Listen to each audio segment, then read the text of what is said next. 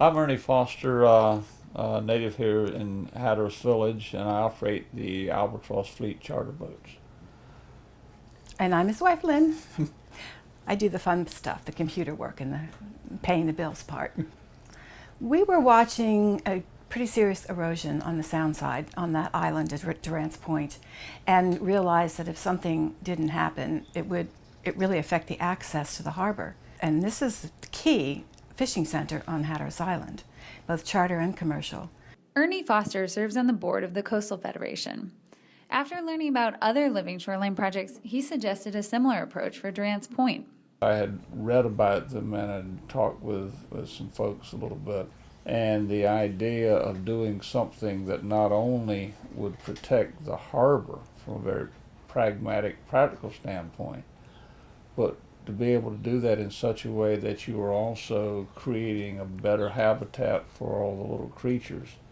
It's just a win-win for everybody. Ernie was very instrumental in bringing about the community support for the project. He was very instrumental in communicating the value of the project with other people within the community, as well as bringing it to the attention of the county commissioners. I asked the Fosters about these conversations with people in the community. We talked to these people one-on-one about the marsh. We said, what do you think about Durant's Point? Are you proud of it? Do you love it? Is it valuable to you?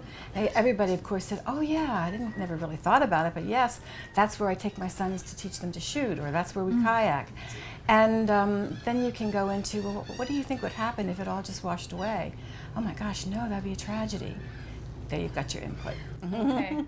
The Fosters also championed the living shoreline with the county commissioners, which voted to assume future maintenance costs associated with the project. Alan Burris is the vice chairman of the Dare County Board of Commissioners.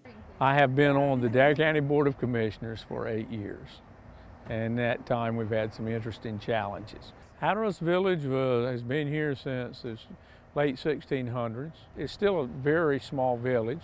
It is a fishing village. You have to be kind of hardy to live here. Burris says he first considered other options to deal with the erosion at Durant's Point.